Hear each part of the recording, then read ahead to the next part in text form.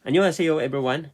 And this time also, ito po yung continuation of my previous class about the Korean grammar mode, no? So, marami pong guys, marami pong mga um, ways in learning Korean, no? Pwede po kayong manood ng mga videos na ginagawa ko just for the grammar, no? Ito po ay mga video na ginawa ko ay hindi po pang tawag nito. Hindi po yung wala pang natutunan or hindi pa naka-encounter ng Korean class, no? So, karaniwan, ang mga ginagawa kong itong grammar is dapat tapos na po kayong nag-aral or somehow you are starting na nag-aral na, no? Kasi pag tiningnan niyo tong mga video ko, malilito or sumasakit na yung ulo niyo kasi nga it is more on grammar na talaga guys, no? Yung talagang bakbaka na yung makikita niyo doon sa examination paper or examination or Korean any sample of Korean examinations or Korean test, no?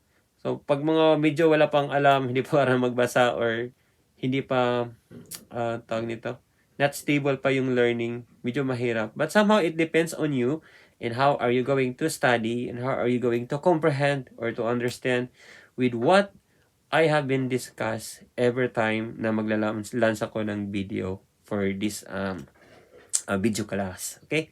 So, sana po ma-encourage pa kayo na mag-study, study. So, even me, na nagtuturo din ako ng Korean dito sa my YouTube channel ko, I'm continuing searching and studying more para po mas mahasa pa yung Korean ko kasi for me hindi pa to sapat at napakaliit na porsyento pa na kung ihambing ko or i-compare ko sa totoong buhay dito sa Korea na sobrang hirap talaga ng Korean na pag pag dito na kayo dito na kayo sa Korea, katrabaho na kayo, pag hindi niyo alam tong mga ganito, how to use this grammar or yung panalita kahit shortcut, pero hindi po ibig sabihin na ito lang alam ko, okay lang to pagdating ko sa Korea. No, hindi.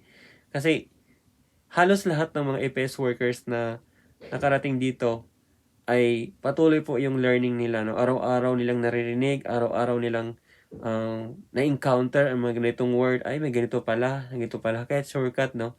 So, mas maganda talaga na may backup knowledge na kayo bago kayo makarating dito.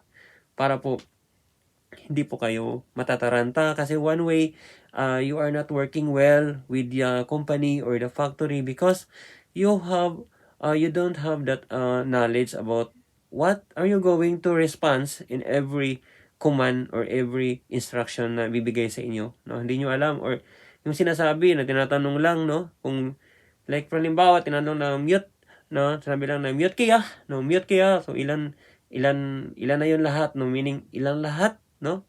Mute kaya nagaso. So ilan lahat ng nailabas. So like halimbawa mga production, ilan lahat ng nailabas na produkto. So nganga ka talaga, ganun yung mata mo. Ano daw? O ganun. So, paano yan? Hindi magkakaintindihan sa trabaho. It will delay in every seconds of the work. Pali-pali pa naman dito sa South Korea. So, you need to establish with even alam nyo na ding magbasa, alam nyo ding kahit ng mga konting konting basic na nalalaman nyo, i-expand nyo pa, no? That will help, that will gives you a compromise push or motivation para po pagdating dito hindi kayo mahihirapan. Okay? So just a tips lang po guys. So, huwag po tayong gagampante. Kung natapos na tayo sa pag-aaral, continue learning.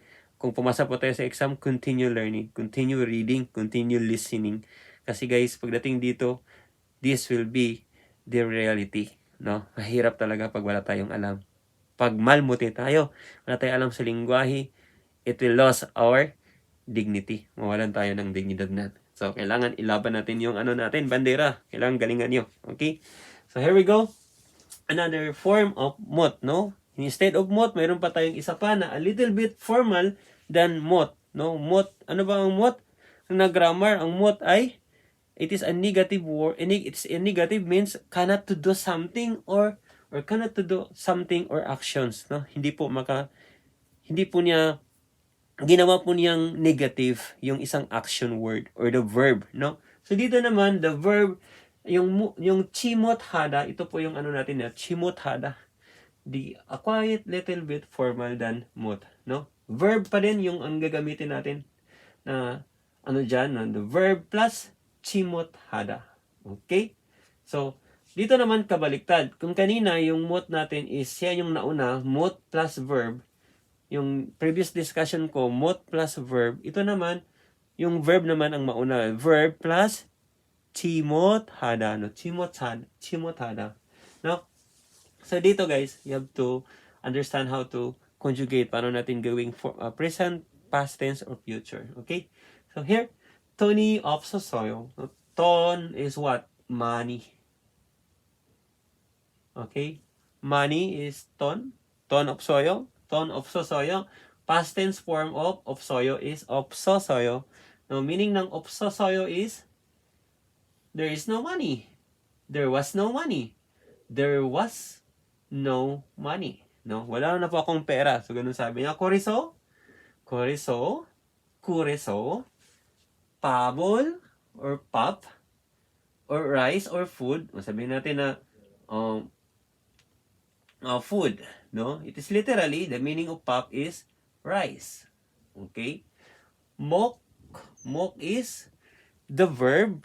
It is the verb means eat. Okay, to eat, no, mokta, that is will be a dictionary form, or verb, or the base form for that is mok, no, mok is to eat, and chimotes어요, no, chimot했어요,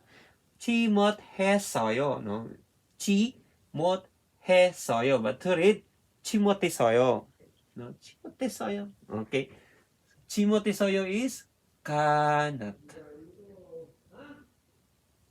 Okay? So dito, sabi niya, 돈이 없어서요. 그래서 밥을 먹지 못했어요. Okay? So, masyado ng slang yung Korean natin, no? So, okay? So, ganun po guys, no? Sabi niya dito, wala na daw siyang pera. No, wala na siyang pera, that's why, or so, hindi siya makakain. Okay? So, asking somebody help, tuwatsulke. Okay? So, ganun po guys. No, so this example, makikita natin ang chimot hada is nagiging past tense form. Ano pong past tense form? Chimot hada. Hada, yung nagtatapos ng ha, nagiging he. Example, hada, nagiging heyo. Past tense form is 했어요. 했어요. The future tense is 할 거예요. Okay, dito naman, just add chimot 했어요. Just add verb, or the verb is being added to chimot hada. To make it past tense of the form, or past tense form, nagiging chimot했어요, or chimot했어요. chimot했어요, no? chimot했어요. Okay? So, I cannot eat because, or so, I don't have money, so I cannot, or he cannot eat. Okay? Another example. 시간이 없었어요. 그래서 숙제를 끝내지 못했어요. No? Ito, 시간. 시간 is time. No? So, 시간이 있어요? 네, 시간이 있어요. 시간이 있어요? 아니요. 시간이 없어요. No, 시간이 없어서요 is no time. No, there was no time. I don't have time. No, 시간이 없어서요. wala akong oras. 그래서 is a conjunction. So, 속지. What do you mean by 속지? 속지 is what? Homework. Homework or assignment. No, assignment. Homework or assignment. 속지 rule natin is an object particle, no? Yan po yung pinakauna kong video na nilalance yung mga particles, yung mga ka, i, the ul, the rule, the nun, the un. Okay, sana po kung nalito po kayo yan, balikan nyo po, tingnan nyo po yung mga video ko, yung mga unang video ko. Madali lang naman yun. It's around 10 minutes or 15 minutes. Give your time, give yourself a little bit of time to review or a little bit of time to watch my videos. Okay? Para po ma-refresh at saka maano kayo. Ito pala yung sinabi ni Sir. Okay? So, Koriso, Sokjirul, Kot. What do you make? Kot ne. Kot nada. Kot nada is what? Finish. Kot nada is to finish. No? Tatapusin. Chimoti soyo. Kanat. Okay? So, sabi niya, wala na siyang oras. I have no time. Wala akong oras. So, I cannot finish my homework. No? Sokjirul, kotneji motisayo. Okay? So, medyo mahirap na po guys, no? Pag yung verb, didikitan pa ng mga other grammar. No? Mahirap po siya. Mas mahirap po siya pagdating sa listening. Pero sa reading naman, medyo, para sa akin lang, mas prepared po ako sa reading kumpara sa listening. Lalo na pag medyo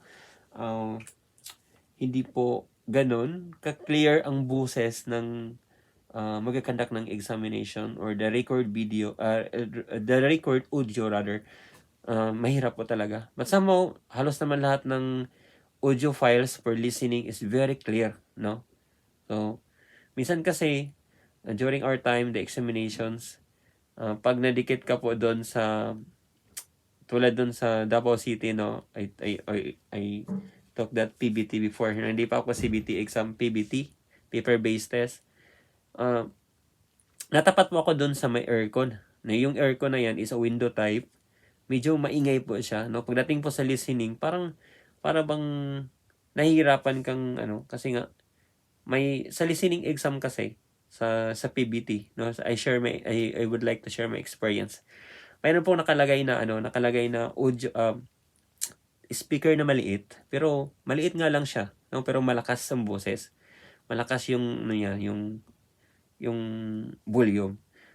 Pinalakasan pa. Very close naman, aircon yung room. Kaso nga lang yung aircon yung ini-exam namin sa Davao Doctor College is split type. Doon sa nirentahan ng PUA or DMW na for examinations, no, room. So nagkataon lang siguro na yung building na yan is using that the old ones. But somehow kaya nga pag maingay siya, masyado siyang maingay yung makina ng aircon doon, ganun. Medyo nababothered ka, no. Nasisira yung concentration mo doon sa pakikinig pagdating sa listening.